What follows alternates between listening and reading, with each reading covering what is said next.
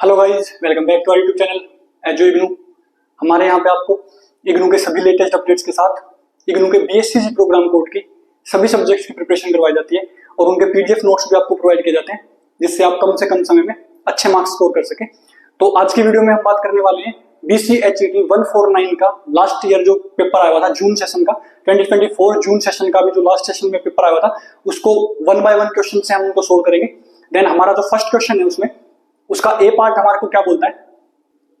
First question A part, what is Z ion, how does it affect titration of amino acid. So guys, basically question क्या बोलता है कि हमें Z ion को explain करना है। जेड आयन का मतलब होता है ज्विटर आयन, तो ज्विटर आयन को पहले हमें एक्सप्लेन करना है। देन हमें अमीनो एसिड्स की टाइट्रेशन के बारे में बताना है कि किस किस तरह से प्रोसेस होती है टाइट्रेशंस। नाउ चलिए गाइस शुरू करते हैं इस क्वेश्चन को एक बार। जेड आयन, ज्विटर आयन, सबसे पहले जेड आयन होता क्या है हम यहां लिख लेते हैं। ज्विटर आयन होता है, ज्विटर आयन क्या होता है, ये अमीनो एसिड के अंदर होता है। क्या होता है, it is an amino acid in which both positively charged group and negatively charged group are present, but overall molecule is neutral. ये बेसिकली क्या होता है, अमीनो एसिड्स ही होते हैं ये भी ज्विटर आयन में भी। तो यहाँ पे क्या होता है, एक होता है हमारे पास अमीनो एसिड्स में अमीन ग्रुप और एक होता है कार्बोक्सिलिक ग्रुप। तो कार्बोक्सिलिक ग्रुप का जो H+ आयन होता है वो लूज कर देता है, वो किस पे अटैक कर देता है, lone pairs of amine group में जो नाइट्रोजन है, नाइट्रोजन के लोन पेयर पे। तो वहां पे क्या होता है, अंदर ही एक ही मॉलिक्यूल के अंदर नेगेटिव चार्ज भी आ जाता है एंड पॉजिटिव चार्ज भी आ जाता है। बट ओवरऑल जो हम बात करते हैं ज्विटर आयन की, तो ओवरऑल जो हमारा आयन होता है, ओवरऑल अमीनो एसिड जो होता है हमारे पास, वो क्या हो जाता है, न्यूट्रल हो जाता है। तो चलिए गाइस इसका स्ट्रक्चर बना के एक बार देख लेते हैं। जो हमारा ज्विटर आयन होता है उसमें सबसे बेसिक अमीनो एसिड हम ले लेते हैं। ये हमारे पास जुड़ा हुआ है COH, जो कि हमारे पास क्या है, कार्बोक्सिलिक एसिड ग्रुप है। एक साइड हम H को जोड़ देते हैं, एक तरफ हम NH2 को जोड़ देते हैं, एक तरफ हम CH3 को जोड़ देते हैं। ये हमारे पास क्या होता है, एमिनो एसिड होता है। ये जो है ज्विटर आयन का नहीं है, अभी ये एमिनो एसिड ही है। तो एमिनो एसिड में बेसिकली क्या होता है, ये जो कार्बोक्सिलिक एसिड ग्रुप है ये H+ आयन लूज करता है, H+ आयन लूज करता है। एसिड है तो H+ आयन लूज करेगा ही। नाउ CO- आ जाता है, जब H+ आयन लूज करेगा तो माइनस तो आएगा। तो ये जो है ये इसका एक लोन पेयर होता है नाइट्रोजन का, ये इसके साथ कंबाइन हो जाता है, अटैक कर देता है इस पे। नाउ ये जो ग्रुप होता है ये क्या बन जाता है, NH2 से NH3 बन जाता है एंड लोन पेयर इसने डोनेट किया है तो ये आ जाएगा प्लस चार्ज। तो यहाँ पे नेगेटिव आ जाता है, यहाँ पे पॉजिटिव आ जाता है एंड H+, इसका H+ इस पे अटैक कर देता है। नाउ ये हमारे पास जो कंपाउंड बना है इसके खुद के अंदर ही क्या है, नेगेटिव चार्ज भी है एंड खुद के अंदर ही क्या है, पॉजिटिव चार्ज भी है। तो ये हमारे पास क्या होता है, ज्विटर आयन होता है। नाउ टाइट्रेशन बेसिकली कैसे परफॉर्म होती है, टाइट्रेशन हमारी 3 बेसिस पे परफॉर्म होती है। स्टार्ट हम करते हैं प्रोटोनेटेड अमीनो एसिड से, देन उसके अंदर बेस ऐड करते हैं। जैसे देन एक पॉइंट आता है हमारे पास क्या, आइसोइलेक्ट्रिक पॉइंट जिसको बोलते हैं, जहां पे ज्विटर आयन फॉर्म होते हैं। देन हम उसके अंदर फर्दर बेस को ऐड करते रहते हैं। उसमें फिर क्या आता है, उसमें क्या होता है, नेगेटिवली चार्ज्ड आयन के अंदर वो चेंज हो जाता है। चलिए एक बार इसको देख लेते हैं, तीनों केसेस को देख लेते हैं। सो गाइस टाइट्रेशन में क्या होता है, तो हम फर्स्ट स्टेप देखते हैं। फर्स्ट स्टेप हमने बात की थी, कहां से स्टार्ट करना होता है हमें। फर्स्ट स्टेप हम स्टार्ट करते हैं प्रोटोनेटेड एमिनो एसिड्स। ये बेसिकली क्या होते हैं, इनके अंदर हम क्या करवाते हैं, प्रोटॉन को अटैक करवाते हैं एमिनो एसिड्स पे। तो सारे की सारी जो जगह होती है वहां पे क्या हो जाते हैं, प्रोटॉन्स फिल हो जाते हैं। नाउ यहाँ पे जब हम प्रोटॉन फिल करवाते हैं तो COOH जो था वो तो H रहेगा ही, ऊपर H हमारे पास है। ये हमारे पास क्या आ जाता है, यहाँ पे NH2 था तो NH3+ आ जाता है, क्योंकि प्रोटॉन हमने ऐड करवाए हुए हैं। प्रोटॉन बेसिकली क्या होता है, H+ जो हमारा आयन होता है उसको हम प्रोटॉन बोल सकते हैं। हाइड्रोजन में से एक इलेक्ट्रॉन होता है, एक प्रोटॉन होता है। तो इलेक्ट्रॉन जब निकल जाता है तो H+ बचता है, तो एक प्रोटॉन ही बचता है, न्यूट्रॉन इसके अंदर नहीं होता है। नाउ यहाँ पे क्या कनेक्टेड है, CH3। इससे पहले जो हमने बात की थी किसकी, ज्यूट्रायन की, ज्यूट्रायन को अलग से एक्सप्लेन करना था एंड अमीनो एसिड की टाइट्रेशन को हम अलग से एक्सप्लेन करना था।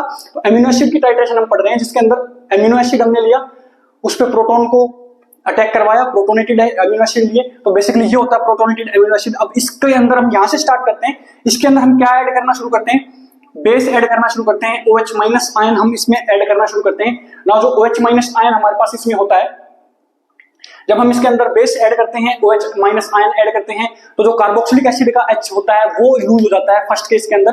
तो जब कार्बोक्सिलिक एसिड का H प्लस लूज होता है तो वो किसके साथ, OH के साथ बॉन्ड बना के हमारा वाटर बन जाता है, वो सॉल्यूशन में रह जाता है, एक्वस सॉल्यूशन में। नाउ जो बनता है हमारे पास सेकंड केस में, वो हमारे पास क्या बनता है, ज्यूट्रा आयन बनता है। नाउ इसके अंदर OH माइनस आयन ऐड करवाया तो सेकंड केस हमारा क्या बनता है, ज्यूट्रा आयन का, उसको हम क्या बोलते हैं, आइसोइलेक्ट्रिक पॉइंट। इसको बोला जाता है आइसोइलेक्ट्रिक पॉइंट। ये इंपॉर्टेंट होता है गाइस, जिससे डायरेक्ट क्वेश्चन आते हैं, आइसोइलेक्ट्रिक पॉइंट। ये बेसिकली क्या हुआ हमारे पास, इसका जो H प्लस है, ये OH माइनस जब हमने इसमें बेस ऐड किया तो ये H प्लस OH माइनस के साथ H2O बना के किसके अंदर आ गया, सॉल्यूशन के अंदर आ गया, और यहाँ पे क्या आ जाता है, माइनस आ जाता है। नाउ CH3C, ऊपर H के साथ वैलेंसी फुलफिल हुई है, नीचे NH3 प्लस आया हुआ है। Now COO minus. अब आप ध्यान से देख सकते हैं, ये हमारा क्या बन जाता है, ज्यूट्रा आयन बन जाता है। नाउ जब ज्यूट्रा आयन सॉल्यूशन के अंदर प्रेजेंट होता है तो उस पॉइंट को हम क्या बोलते हैं, आइसोइलेक्ट्रिक पॉइंट। तो जब कंसंट्रेशन किसकी, ज्यूट्रा आयन की सबसे ज्यादा जाती है तो वहां पे हम बोल देते हैं आइसोइलेक्ट्रिक पॉइंट। नाउ ये जो आइसोइलेक्ट्रिक पॉइंट है, अब इसके अंदर और फर्दर हम क्या ऐड करें, अगर हम OH ग्रुप को, OH माइनस ग्रुप को ऐड करेंगे, या ये कह सकते हैं कि बेस को ऐड करेंगे, तो आगे फर्दर स्टेप्स में हमारे पास क्या होगा। नाउ थर्ड स्टेप की हम बात करते हैं, इसके अंदर क्या करेंगे, on further adding of base, यहां पे अब हमारे पास क्या होगा, एक और OH माइनस यहाँ पे अटैक करेगा, एक और OH माइनस आयन यहाँ पे आएगा। नाउ ये OH माइनस आयन अब यहाँ पे तो है नहीं, ये लूज नहीं कर सकता, तो इसका जो H प्लस जो हमने यहाँ पे प्रोटोनेटेड लिया हुआ था, ये भी लूज हो जाएगा और H2O के साथ चला जाएगा। तो यहाँ पे जो हमारे पास H2O निकला है, किसके अंदर, सॉल्यूशन के अंदर बनाया, तो यहाँ पे ओवरऑल स्ट्रक्चर हमारे पास क्या बन जाएगा, CHCOO minus CH3 and NH2। Now ये जो हमारे पास स्ट्रक्चर बन के आया है, अब इसमें तीनों के अंदर स्ट्रक्चर में डिफरेंस क्या है, इसके अंदर अब जब हम देखते हैं तो ओवरऑल चार्ज क्या है हमारे पास, पूरे के ऊपर पॉजिटिव। ये देखो, इसके ऊपर कोई चार्ज नहीं है, इसके ऊपर नहीं है, इसके ऊपर नहीं है, इसके ऊपर पॉजिटिव चार्ज है, तो ओवरऑल चार्ज क्या है, पॉजिटिव। यहाँ पे जब हम ओवरऑल चार्ज की बात करते हैं तो ये हमारे पास क्या हो जाता है, न्यूट्रल। क्यों, क्योंकि ये ज्यूट्रा आयन है, ज्यूट्रा आयन हमने बात की है कि वो न्यूट्रल होता है, पॉजिटिव चार्ज भी है उसके अंदर और नेगेटिव भी है, तो पॉजिटिव और एक नेगेटिव मिला के न्यूट्रल हो जाता है। देन फाइनल हम जब बात करते हैं तो इस पे ओवरऑल चार्ज क्या है हमारे पास, इसके ओवरऑल चार्ज हमारे पास नेगेटिव है, क्योंकि यहाँ पे एक नेगेटिव है, यहाँ न्यूट्रल है, ये न्यूट्रल है, ये न्यूट्रल है, तो ये नेगेटिव एक चार्ज बचता है, तो ये ओवरऑल चार्ज नेगेटिव है। तो शुरुआत से हम स्टार्ट करते हैं टाइट्रेशन को, प्रोटोनेटेड अमीनो एसिड लेके, देन उसमें बेस ऐड करते हैं, देन COOH का H प्लस चला जाता है, देन सेकंड केस में हमारे पास ज्यूट्रा आयन बनता है, ज्यूट्रा आयन पे आइसोइलेक्ट्रिक पॉइंट होता है, तो वो पॉइंट हमें नोट करना होता है, वहां पे कुछ कलर वगैरह चेंज आते हैं, तो वो जब हमें पता चलता है कि ज्यूट्रा आयन की कंसंट्रेशन होती है तो वो होता है हमारे पास आइसोइलेक्ट्रिक पॉइंट। देन और फर्दर उसके अंदर बेस ऐड करते हैं, OH माइनस ऐड करते हैं, तो NH3 प्लस जो हमने प्रोटोनेटेड लिया था उसका भी H प्लस लूज हो जाता है और वाटर मिल जाता है। ना वो जो होता है ओवरऑल फाइनल स्टेप के अंदर हमारे पास क्या आ जाता है, नेगेटिव चार्ज आ जाता है पूरे कंपाउंड के ऊपर। तो ये हमारी बेसिकली टाइट्रेशन थी गाइस, हमने Z प्लस आयन को देखा, टाइट्रेशन को देखा। इसी के बी पार्ट को एक बार और देख लेते हैं। बी पार्ट में हमें क्वेश्चन क्या बोलता है, what are lysosomes, write their functions in their cell. Lysosome basically क्या होता है, एक सेल ऑर्गेनेली होता है, हमने इसकी इंपॉर्टेंट टॉपिक्स में भी बात की थी, बहुत सारे डिफरेंट डिफरेंट सेल ऑर्गेनेलीज के स्ट्रक्चर फंक्शंस की हमने बात की थी। तो लाइसोसोम्स क्या होता है, एक स्फेरिकल स्ट्रक्चर होता है, एक ऑर्गेनेली होती है सेल के अंदर, जो कि आप स्ट्रक्चर देख सकते हैं इसका। नाउ लाइसोसोम जो बेसिकली होता है kind of waste disposal system होता है। वेस्ट डिस्पोजल सिस्टम मतलब जो बेकार के मॉलिक्यूल्स होते हैं या फॉरेन पार्टिकल्स, जो अनवांटेड पार्टिकल्स होते हैं, उनको क्या करता है, डाइजेस्ट करता है, उनको क्या कर देता है, खत्म कर देता है, कह सकते हैं ठिकाने लगा देता है। स्ट्रक्चरली लाइसोसोम्स जो होते हैं उनके अंदर मेम्ब्रेन होती है। मेम्ब्रेन बेसिकली हम क्या बात करते हैं, कई ऐसी सेल्स होती है जिनके अंदर मेम्ब्रेन नहीं होती है, न्यूक्लियस मेम्ब्रेन प्रेजेंट नहीं होती है, जो सिंगल सेल्ड ऑर्गेनिजम्स होते हैं। इनके अंदर क्या होता है, लाइसोसोम के अंदर मेम्ब्रेन बाउंड स्ट्रक्चर होता है, मेम्ब्रेन बाउंड ऑर्गेनेली होती है, जो कि डाइजेस्टिव एंजाइम्स के साथ फिल्ड होता है। डाइजेस्टिव एंजाइम्स बेसिकली क्या होते हैं, जो कि किसी भी ऑर्गेनेली को या डैमेज सेल को कंप्लीटली खत्म कर सकते हैं, डाइजेस्ट कर सकते हैं। नाउ ये जो डाइजेस्टिव एंजाइम्स होते हैं ये बने किससे होते हैं? ये बहुत सारे बायोमोलिक्यूल से बने होते हैं जो रफ एंडोप्लाज्मिक रेटिकुलम जो है बनाता है। रफ एंडोप्लाज्मिक रेटिकुलम के बारे में भी आपने पढ़ा था इंपॉर्टेंट टॉपिक्स में। वो क्या बनाता है बेसिकली? राइबोसोम्स उसके अंदर अटैच्ड होते हैं तो वो प्रोटीन्स बनाते हैं। तो डिफरेंट डिफरेंट प्रोटीन्स के जो मिक्सचर होते हैं वही हमारे ये एंजाइम्स होते हैं। ये एंजाइम्स क्या करते हैं? डाइजेशन एंजाइम का काम करते हैं। किसी भी सेल, डैमेज्ड सेल या डैमेज्ड सेल ऑर्गेनली या फॉरेन पार्टिकल जो हमारे पास आता है उसको क्या कर देते हैं? खत्म कर सकते हैं, उसको डाइजेस्ट कर सकते हैं। नाउ इसके जो फंक्शंस हम बात करते हैं तो फर्स्ट फंक्शन हमारे पास है सेलुलर डाइजेशन का। तो ये देखते हैं break down and degrade macro biomolecule. जो बड़े बड़े बायोमोलिक्यूल होते हैं जैसे कुछ बड़े प्रोटीन्स होते हैं उनको सिंपलर में ब्रेक डाउन कर सकता है। Even can blow up the cell if damaged. That's why it is called suicide bags. इनको suicidal bags भी बोला जाता है। क्यों बोला जाता है? जैसे मान लो किसी फॉरेन पार्टिकल ने या किसी वायरस ने किसी सेल पे कब्जा कर लिया है, न्यूक्लियस पे कब्जा कर लेती है बेसिकली वो, जो ब्रेन ऑफ द सेल बोलते हैं जिसको ना। वो क्या करेगा? फर्दर जब सेल डिवीजन होगा तो फर्दर आने वाली जितनी भी सेल्स होंगी जो डिवाइड होकर आएंगी उनसे, वो क्या होंगी? इन्फेक्टेड होंगी उस वायरस से। तो जैसे ही लाइसोसोम को ये पता चलेगा वो क्या करेगा? अपनी डाइजेस्टिव एंजाइम भेजता है एंड देन पूरी की पूरी सेल को क्या कर सकता है? डैमेज कर सकता है, खत्म कर सकता है, ब्रेक डाउन कर सकता है, ब्लो अप कर सकता है। तो इसको क्या बोला जाता है? सुसाइडल बैग भी बोला जाता है। एक तरह से ये कह सकते हैं कि ये एक बॉम्ब टाइप है जो कि फट जाएगा तो उससे पूरी सेल क्या हो जाएगी? डैमेज हो जाएगी, डिस्ट्रॉय हो जाएगी। नाउ सेकंड जो इसका इंपॉर्टेंट फंक्शन है सेलुलर डिफेंस। सेलुलर डिफेंस में बेसिकली कैसे काम आता है? Eliminate pathogens, toxins and damaged cellular components. या तो कंप्लीट सेल को डाइजेस्ट कर सकता है या सेल की कोई ऑर्गेनली ठीक से काम नहीं कर रही है तो उसको भी अपने डाइजेस्टिव एंजाइम्स के साथ क्या कर सकता है? खत्म कर सकता है, उसको भी डाइजेस्ट करवा सकता है। एंड फॉरेन पार्टिकल्स जो आ रहे हैं बाहर से, जो बैक्टीरियाज आ रहे हैं या बाहर से जो फॉरेन पार्टिकल्स आ रहे हैं, उनसे भी सेल की क्या करता है? प्रोटेक्शन करता है, डिफेंस करता है। उनको भी क्या कर सकता है? अपने डाइजेस्टिव एंजाइम से ब्रेक डाउन कर सकता है। नाउ नेक्स्ट जो होता है हमारा प्रोटीन डिग्रेडेशन। ये बेसिकली क्या होता है? Regulate protein turnover, eliminating damaged और मिसफोल्डेड प्रोटीन्स। कई बार क्या होता है? रफ एंडोप्लाज्मिक रेटिकुलम में जो प्रोटीन्स फॉर्म होते हैं उसमें मिसफोल्ड हो जाते हैं। फोल्डिंग ऑफ प्रोटीन्स आपने पढ़ा होगा, इंपॉर्टेंट टॉपिक्स में हमने बात की थी। उसके अंदर बेसिकली क्या था कि प्रोटीन की फोल्डिंग होती है जिससे वो अल्फा बीटा हेलिक्स स्ट्रक्चर में, सेकेंडरी और टर्शियरी स्ट्रक्चर्स में चेंज होते हैं। तो अगर रॉन्ग स्ट्रक्चर में वो चेंज हो चुके हैं तो उनको भी क्या करता है? प्रोटीन को डिग्रेड कर देता है, मतलब खत्म कर देता है, एक तरह से ब्लो अप कर देता है। नाउ ये बेसिकली हमारा था इसका बी पार्ट, लाइसोसोम। लाइसोसोम के बारे में हमने पढ़ लिया तो फर्स्ट क्वेश्चन हमारा कंप्लीट होता है। नाउ सेकंड क्वेश्चन की हम बात करते हैं। क्वेश्चन नंबर 2 का ए पार्ट हमें क्या बोलता है guys? Describe fat, oil and waxes with suitable examples. हमें क्या बताना है? फैट के बारे में, ऑयल के बारे में एंड वैक्सेस के बारे में एक्सप्लेन करना है सुटेबल एग्जांपल्स के साथ। नाउ चलिए देखते हैं गाइस इनको। सबसे पहले हम इनको 3 पार्ट्स में डिवाइड कर लेते हैं। एक हम फैट्स के बारे में बताते हैं, देन हम ऑयल्स के बारे में लिखते हैं, देन बात करेंगे वैक्सेस के बारे में। सबसे पहले हम फैट्स की बात करते हैं। तो फैट्स किससे मिलकर बने होते हैं, क्या स्ट्रक्चर होता है इनका, सबसे पहले ये देख लेते हैं। फैट्स जो होते हैं बेसिकली क्या होते हैं? ट्राइग्लिसराइड्स से मिलकर बने होते हैं। नाउ ऑयल्स की बात करें तो ये भी ट्राइग्लिसराइड से मिलकर बने होते हैं, ग्लिसराइड्स। नाउ जो वैक्सेस होती हैं ये अलग होती है इनसे। ये क्या होता है बेसिकली वैक्सेस में? ये क्या होते हैं? Asters of long chain fatty acid. Basically triglycerides क्या होते हैं? जिसके अंदर क्या होता है बेसिकली ग्लिसरॉल एक होता है। ग्लिसरॉल क्या होता है? ग्लिसरॉल होता है ग्लूकोज का, या ये कह सकते हैं हम कार्बोहाइड्रेट एल्कोहल होता है, उसके साथ 3 फैटी एसिड की चेन जुड़ी हुई होती है, तो इसलिए उसको बोला जाता है ट्राइग्लिसराइड। नाउ इसको जब हम ब्रेक डाउन करते हैं तो ये टूटता है ग्लिसरॉल में, एंड एक इसके साथ होता है हमारे पास 3 chains of fatty acid. Glycerol हमारे पास क्या होता है? Carbohydrate and alcohol, carbohydrate alcohol. इसमें OH के जो हमारे हाइड्रोक्सी ग्रुप्स होते हैं वो कितने होते हैं? 3 हाइड्रोक्सी ग्रुप होते हैं इसके अंदर जो अटैच होते हैं ग्लिसरॉल के अंदर।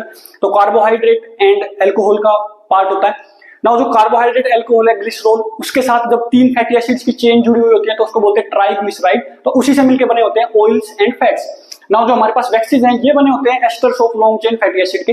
नाउ इसकी नेक्स्ट की जब हम बात करें तो जो ट्राइग्लिसराइड्स के अंदर जो हम फैट्स की बात करते हैं तो ये क्या होते हैं? सॉलिड एट रूम टेम्परेचर होते हैं, solid at room temperature. Room temperature पे सॉलिड होते हैं बट मेल्टिंग पॉइंट इनका इतना हाई नहीं होता है, तो लो मेल्टिंग पॉइंट होता है इनका। इसकी जब हम बात करते हैं तो ये क्या होते हैं, लिक्विड एट रूम टेम्परेचर। आपको पता ही होगा जो ऑयल्स होते हैं वो लिक्विड होते हैं रूम टेम्परेचर पे। अब ऑयल्स में तो मेल्टिंग पॉइंट की हम बात कर ही नहीं सकते, क्यों? क्योंकि उसका तो मेल्टिंग पॉइंट होता ही नहीं है, रूम टेम्परेचर पे जो लिक्विड है, तो ये बहुत लो होते हैं, लो मेल्टिंग पॉइंट्स।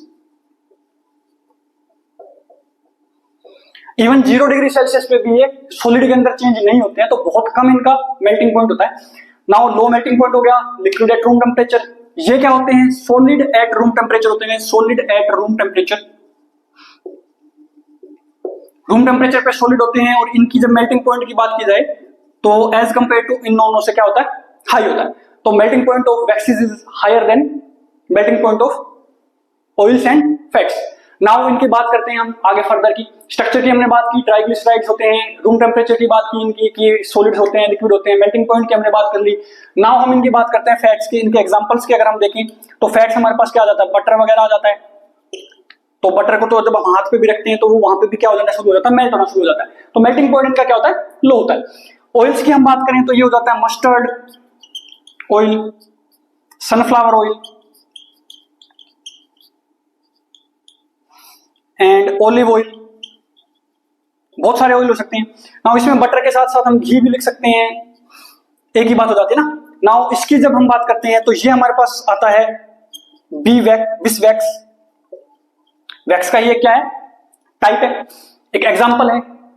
नाउ इनके स्ट्रक्चर की हमने बात कर ली, इनके एग्जांपल की बात कर ली। इनके फंक्शंस अगर हम देखें तो फंक्शंस में क्या क्या होते हैं, बटर जो होता है वो लिपिड्स में होता है, फैट्स जो होता है, फैट्स जो होता है वो क्या करता है, बेसिक प्राइमरी जो है हमारा क्या होता है, एनर्जी का सोर्स हो सकता है, एनर्जी हेल्पफुल होता है एनर्जी निकालने में। और जो लिपिड्स और फैट्स होते हैं ये कई सारे बायोमोलिक्यूल्स मिलकर क्या करते हैं, सेल ऑर्गेनेल्स बनाने में हेल्प करते हैं, उनकी मेम्ब्रेन बनाने में हेल्प करते हैं।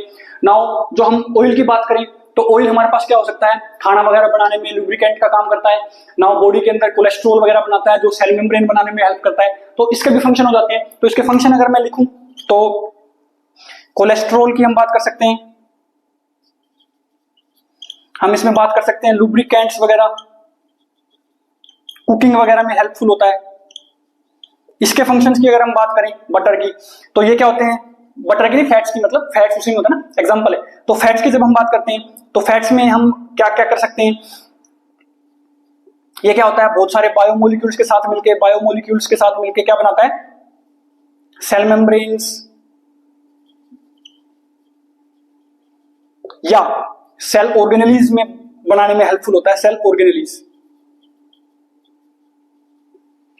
नाउ वैक्सीज क्या होती है, वैक्सीज की अगर हम फंक्शन की बात करें तो वैक्सीज के फंक्शन क्या होते हैं कि बहुत सारे फ्रूट्स एंड वेजिटेबल्स के ऊपर कवरिंग कर दी जाती है जिनसे कि वो सड़े ना गले ना, और बहुत सारे पेड़ पौधों के ऊपर भी क्या होती है, वैक्स की कवरिंग आ जाती है जिससे कि बार बार बारिश आने में, बारिश के मौसम पे जो उनका वुडन पार्ट होता है, जो उनका स्टेम होता है वो क्या होता है, गले नहीं। तो इसकी वजह से इसका क्या फंक्शन हो सकता है, covering of fruits and vegetables. तो ये हमारे पास ओवरऑल इनके एक्सप्लेनेशंस थी, फैट की, ऑयल की एंड वैक्सीज की। नाउ इसी के हम सेकंड क्वेश्चन के बी पार्ट की बात करते हैं, तो चलिए देखते हैं एक बार। सेकंड क्वेश्चन का बी पार्ट हमें क्या बोलता है, describe the classification of carbohydrates. हमें कार्बोहाइड्रेट्स के क्लासिफिकेशन की बात करनी है। सो गाइस इसके बी पार्ट की बात करते हैं, क्लासिफिकेशन ऑफ कार्बोहाइड्रेट देखते हैं। तो कार्बोहाइड्रेट के अंदर की कितनी यूनिट्स उसके अंदर जुड़ी हुई हैं उसके बेसिस पे हम इसको क्लासिफाई करते हैं सबसे पहले। तो फर्स्ट हमारे पास क्या हो जाता है, फर्स्ट क्लासिफिकेशन हमारे पास क्या हो जाता है, मोनोसैकेराइड। मोनोसैकेराइड बेसिकली क्या होता है, इसके अंदर एक ही मोनोमेरिक यूनिट होती है, एक मोनोमेरिक यूनिट होती है, तो आगे फर्दर इनके साथ कोई और बॉन्डिंग नहीं होती है, तो इसी के अंदर होती है। तो मोनोसैकेराइड के अंदर हम बात कर देते हैं only single monomeric unit are present in these types of carbohydrate. Now इसके एग्जांपल की अगर हम बात करें मोनोसैकेराइड्स के, तो मोनोसैकेराइड के एग्जांपल्स क्या क्या हो सकते हैं, हम बात कर सकते हैं ग्लूकोज की, हम बात कर सकते हैं फ्रक्टोज की, हम बात कर सकते हैं गैलेक्टोज की। अगर आपको इनके स्ट्रक्चर देखने हैं तो हमने इंपॉर्टेंट टॉपिक्स में मोनोसेक्राइड के में जब हमने कार्बोहाइड्रेट पढ़ाया था तो उसमें हमने बात की हुई है, आप वहां जाके देख सकते हैं। नंबर्स के हिसाब से आपको लिखना होता है क्लासिफिकेशन के अंदर या किसी भी क्वेश्चन के अंदर। तो यहाँ पे अगर आपको ये 2 नंबर का दिया हुआ है तो जस्ट आप क्लासिफिकेशन लिख के आओगे, 3 का दिया हुआ है तो जस्ट क्लासिफिकेशन से लिख के आओगे, अगर 5 नंबर का दिया हुआ है तो आप स्ट्रक्चर्स भी डाल सकते हो उसमें, तो इसके स्ट्रक्चर्स भी आप डाल सकते हो यहाँ पे अगर 5 नंबर का क्वेश्चन आया हुआ है तो इसके स्ट्रक्चर आप देख सकते हैं वहां पे जाके। इजी हमने उस पे हैवर्थ स्ट्रक्चर और फिशर स्ट्रक्चर हमने इजी ट्रिक से समझाया हुआ है। नाउ सेकंड जो हमने कार्बोहाइड्रेट की बात करनी है, सेकंड क्लासिफिकेशन ऑफ कार्बोहाइड्रेट क्या होता है, डाइसैकेराइड। डाइसैकेराइड के अंदर क्या होता है, 2 monomeric units joined by glycosidic linkage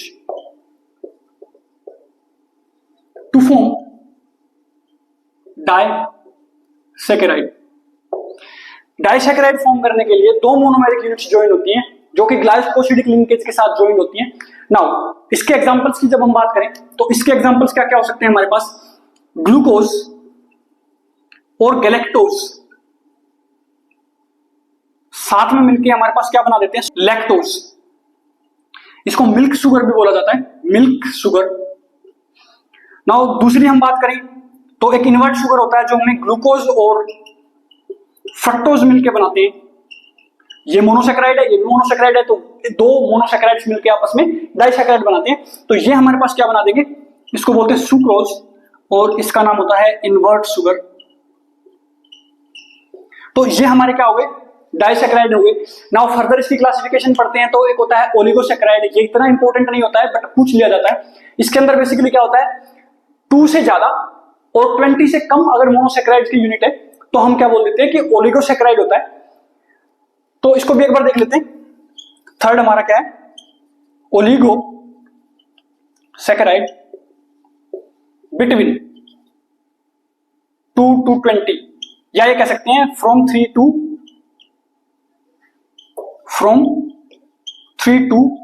20 monomeric units are present. Monomeric units are present. Example की बात करें तो इसके अंदर क्या लिख सकते हैं, मेल्टोट्राइज नाम का एग्जाम्पल हो सकता है, मेल्टोट्रायोज। इसके अंदर 3 यूनिट्स होती हैं मोनोसेक्राइड की, तो 3 मोनोसेक्राइड की यूनिट्स मिला के क्या बना देता है, मेल्टोट्राइज, जो कि ओलिगोसेक्राइड है। नाउ फर्दर हमने जो लास्ट इसकी क्लासिफिकेशन बचती है मोस्ट इंपोर्टेंट, वो होती है पॉलीसेक्राइड। पॉलीसेक्राइड बेसिकली क्या होती है, उसके अंदर बहुत सारी कार्बन की चेन होती है, बहुत सारी मोनोसेक्राइड उसके अंदर जुड़ी हुई होती है, तो मोर देन 500 या बहुत ज्यादा ही होती है, मिलियंस के अंदर भी हो सकती हैं। तो वो हमारी जो होती है वो पॉलीसेक्राइड्स होती हैं। वो बेसिकली एग्जांपल्स में क्या हम उनकी बात करें तो स्टार्च होता है, ग्लाइकोजन होता है। तो एक बार इसको लिख लेते हैं एक बार। नाउ फोर्थ हमारे पास क्या है, polysaccharide.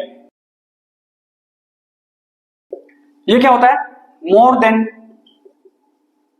20 monomeric units are present. 20 से ज्यादा होती हैं, इसमें बेसिकली बहुत ज्यादा होती हैं, 21-22 23 के करीब नहीं होती है, 500 से भी ज्यादा हो जाती हैं। तो इनकी जब हम एग्जांपल की बात करें तो हमारे पास क्या आ जाता है, एक स्टार्च आ जाता है, देन फर्दर स्टार्च के 2 पार्ट हो जाते हैं, एक होता है एमाइलोज, एक होता है एमाइलोपेक्टिन, और हम बात करें तो हमारे पास आ जाता है सेलुलोज, और हम बात करें तो हमारे पास आ जाता है ग्लाइकोजन। तो ये बेसिकली क्या होती है, इनसे क्या होता है कि कार्बोहाइड्रेट जो होती है या जो एनर्जी होती है वो स्टोर हो सकती है। एनर्जी स्टोरिंग करेंसी नहीं है, वो एटीपी होती है। ये क्या होती है, कार्बोहाइड्रेट्स को स्टोर कर लेती है प्लांट्स में और एनिमल्स में। एनिमल्स में कार्बोहाइड्रेट किस फॉर्म में स्टोर होती है, ग्लाइकोजन की फॉर्म में स्टोर होती है। तो ये बेसिकली कुछ क्लासिफिकेशंस थी on the basis of monomeric units. Now classification हम बात कर सकते हैं कि कितने नंबर ऑफ कार्बन है किसी भी ग्लूकोज में। तो अगर ट्रायोज है, 3 कार्बन है तो ट्रायोज होता है, 4 कार्बन है तो टेट्रोज होता है। नाउ इस तरह से भी हम क्लासिफाई कर सकते हैं। नाउ हम 2 तरीके से और क्लासिफाई करते हैं, वो क्लासिफिकेशन इतनी इंपॉर्टेंट नहीं होती है, जनरली ये पूछी जाती है अगर क्लासिफिकेशन आपसे पूछते हैं तो, कि फंक्शनल ग्रुप उसके अंदर क्या है। अगर एल्डिहाइड फंक्शनल ग्रुप उसके अंदर प्रेजेंट है तो हम उसको एल्डोज बोलते हैं। नाउ एल्डोज का एग्जांपल हमारे पास क्या हो सकता है, एक होता है एल्डिहाइड ग्रुप वाला तो उसको एल्डोज बोल देते हैं। तो एल्डोज का हमारे पास एग्जांपल है ग्लूकोज। अगर कीटोन ग्रुप है तो उसको कीटोज बोल देते हैं। कीटोज जो हमारे पास होता है एग्जांपल होता है फ्रक्टोज। तो ये 2 क्लासिफिकेशन इसकी बेसिस पे हो गई। और 2 नंबर ऑफ कार्बन है तो सॉरी 3 नंबर ऑफ कार्बन है तो ट्रायोज, 4 नंबर ऑफ कार्बन है तो टेट्रोज, 5 नंबर ऑफ कार्बन है तो pentose, 6 number of carbon present है तो हेक्सोज। तो ग्लूकोज जो हमारा होता है वो एल्डोहेक्सोज होता है बेसिकली, उसके अंदर एल्डिहाइड ग्रुप होता है और 6 कार्बन होते हैं तो उसको बोल देते हैं एल्डोहेक्सोज। तो ये बेसिकली क्लासिफिकेशन थी फर्स्ट और सेकंड क्वेश्चन की। फर्स्ट और सेकंड क्वेश्चन आपके कंप्लीट हो चुके हैं। नाउ हम बात करेंगे थर्ड और फोर्थ क्वेश्चन की नेक्स्ट वीडियो में। तो तब तक के लिए आप ये वीडियोस देखिए और मोस्ट इंपोर्टेंट टॉपिक्स अगर आपको जाके चेक करनी है तो वो आप जाके चेक कर सकते हैं। Thank you guys, thank you so much.